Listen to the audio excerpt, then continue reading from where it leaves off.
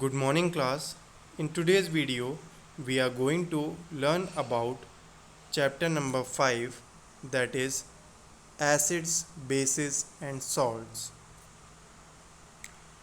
We use in our daily life a large number of substances such as lemon, tamarind, common salt, sugar, vinegar. Do they have the same taste? Let us recall taste of some edible substances listed in table 5.1.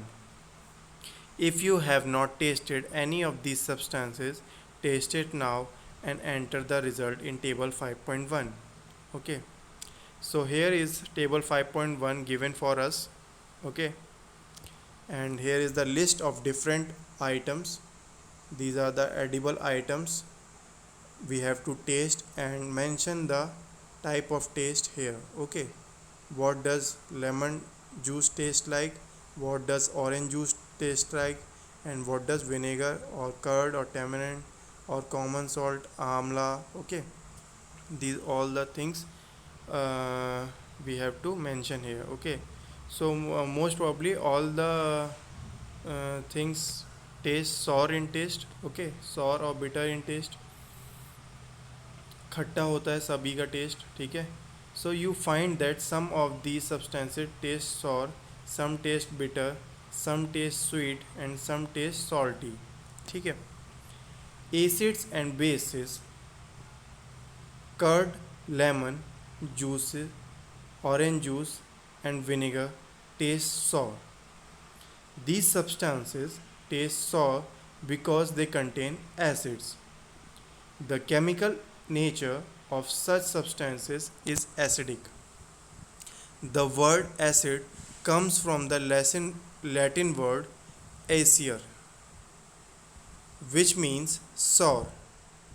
Sour means होता है बच्चों खट्टा. The acids in these substances are natural acids. What about baking soda? Does it also taste? So does it also taste sour? If not, what is its taste? Since it does not taste sour, it means that it has no acids in it. It is bitter in taste. If you rub its solution between fingers, it feels soapy.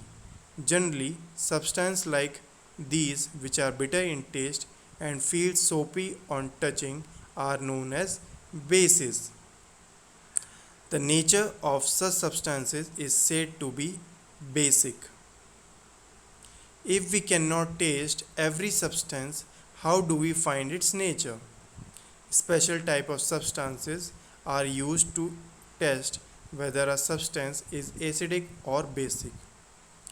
These substances are known as indicators. The indicators change their color when added to a solution containing an acidic or basic substance. Turmeric, litmus, china rose, petals, etc. are some of the natural occurring indicators.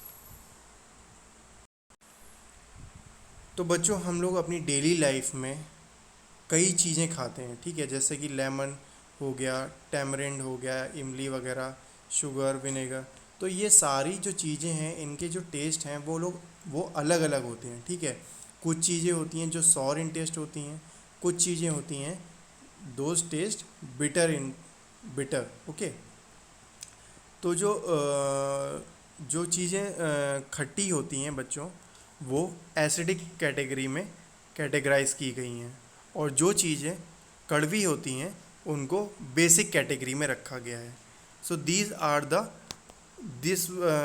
The two different properties that separates acids and bases. Okay, on the basis of taste. जैसे बात करें बच्चों हम लोग curd, lemon juice, orange और vinegar की, तो ये टेस्ट में खट्टे होते हैं. ठीक है, बिकॉज इनमें एसिड्स होते हैं. ठीक है, अब ये एसिड्स हमारे बॉडी के लिए हार्मफुल नहीं होते हैं. जब भी हम लोग वर्ड एसिड सुनते हैं तो हम लोगों को लगता है जो फिनाइल वगैरह जो लोग जिससे बैक्टीरिया मारे जाते हैं, तो हर एसिड उस टाइप के नहीं होते हैं. कुछ एसिड्स हमारी बॉडी के लिए यूज़फुल भी होते हैं और कुछ एसिड्स हमारी बॉडी के लिए हार्मफुल भी होते हैं, ठीक है। जैसे कि हम लोगों ने प्रीवियस टॉपिक्स में या चैप्टर्स में पढ़ा है, जब हम लोग ह्यूमन डाइजेस्टिव सिस्टम पढ़ रहे थे तो उसमें हम लोगों ने ये भी पढ़ा था कि हमारे खुद के पेट में HCl होता है, हाइड्रोक्लोरिक एसिड, जो कि एक्चुअल में अगर हम लोगों की बॉडी के ऊपर बाहर से डाला जाए तो हमारी स्किन पूरी बर्न कर जाएगी, लेकिन वो हमारी बॉडी के अंदर है। क्यों है? डाइजेशन के लिए, ठीक है, क्योंकि वो कॉम्प्लेक्स सब्सटेंसेस को सिंपलर सब्सटेंसेस में ब्रेक डाउन करने का काम करता है, ठीक है। तो ऐसे कई एसिड्स हैं जो हमारी बॉडी के लिए हार्मफुल भी होते हैं और यूज़फुल भी होते हैं, ठीक है। उनके यूजेस के ऊपर डिपेंड करता है ये, ठीक है। सो जो भी एसिड्स, जो भी चीज़ें टेस्ट में खट्टी होती हैं, हम लोग उनको एसिड्स में कैटेगराइज करते हैं। द केमिकल नेचर ऑफ सब substances are called acidic in nature, okay. और जो बच्चों एसिड जो वर्ड है वो लैटिन वर्ड एसियर से निकला है, ठीक है, जिसका मतलब होता है खट्टा, ठीक है। उसके बाद अगर हम लोग बात करें बेकिंग सोडा की, क्या वो भी खट्टा होता है? बेकिंग सोडा खट्टा नहीं होता है, बेकिंग सोडा कड़वा होता है टेस्ट में, that is bitter in taste, okay.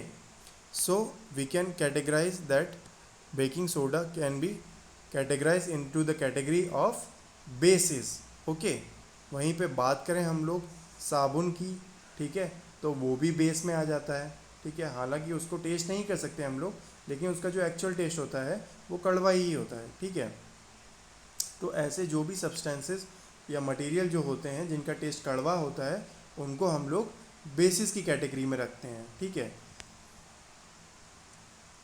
उसके बाद ये प्रॉपर्टी काफ़ी नहीं है कैटेगराइज करने के लिए एसिड्स और बेसिस को उनकी कैटेगरी में, क्योंकि हम लोग हर चीज़ को टेस्ट नहीं कर सकते हैं, ठीक है।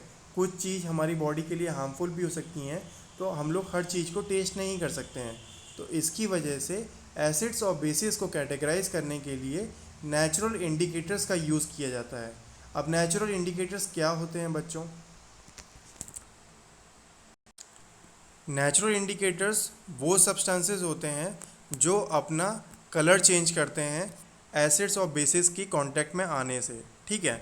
अब हम लोग बात करेंगे उन नेचुरल इंडिकेटर्स की, जैसे कि टर्मरिक यानी कि हल्दी, ठीक है, लिटमस, ये एक पेड़ से मिलता है हम लोगों को, ठीक है। ये लिटमस पेपर इसके मिलते हैं हम लोग जैसे लैब्स वगैरह में सब्सटेंसेस का नेचर चेक करने के लिए लिटमस पेपर यूज़ किए जाते हैं, ठीक है। तो अगर जो सब्सटेंस हम लोग जो भी लिक्विड का हम लोग यूज़ कर रहे हैं, मोस्टली जो लिटमस पेपर हैं ये हमेशा लिक्विड सब्सटेंसेस को कैटेगराइज करने के लिए यूज़ किया जाता है, that whether the substance is whether the material is acidic और बेसिक इन नेचर, ओके।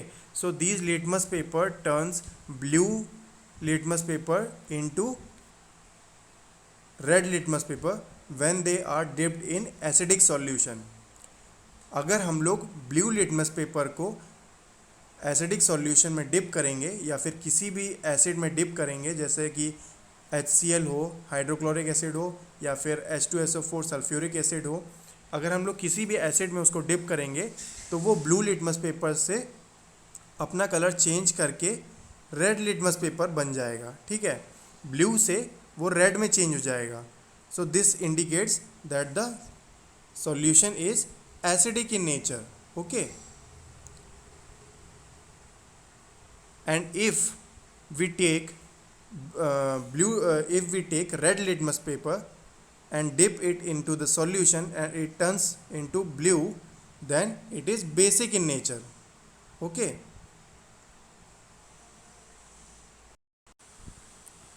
तो लिटमस पेपर इस तरीके से अपना जो है रिएक्शन देता है और हम लोगों को बता सकता है कि whether the substance is acidic और whether the substance is basic in nature.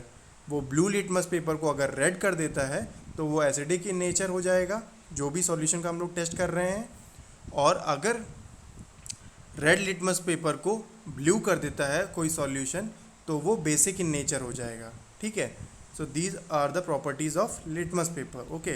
बात करें अगर हम लोग हल्दी की, बच्चों अगर आपने देखा होगा कभी भी वाइट शर्ट पे अगर हल्दी का दाग लग जाए, अगर हम लोग उसके ऊपर नींबू डालते हैं तो वो ऑरेंज कलर हो जाता है, ठीक है। येलो से जो है एक्चुअल जो टर्मरिक का कलर होता है वो येलो होता है, लेकिन अगर हम लोग उसके ऊपर कोई भी एसिड या फिर जो लेमन का जूस डाल दें, क्योंकि लेमन जूस भी एसिडिक इन नेचर होता है ना, तो अगर हम लोग उसके ऊपर डाल दें तो वो ऑरेंज कलर का हो जाता है, तो कलर चेंज हो रहा है, जिससे हम लोग को पता चल रहा है कि ये भी ऑरेंज जूस भी या फिर लेमन जूस भी एसिडिक इन नेचर होता है, ठीक है। वहीं पे बात करें चाइना रोज़ पेटल्स की, तो ये भी एक नेचुरल इंडिकेटर्स हैं, ये भी अपना कलर चेंज करती हैं एसिड्स और बेसिक के कांटेक्ट में आने से, ठीक है। So these are the three natural indicators from which, with the help of which we can categorize different solutions or substances or materials into the category of acids and bases. Okay, I hope you understood this much about acids and bases. Okay, thank you everyone.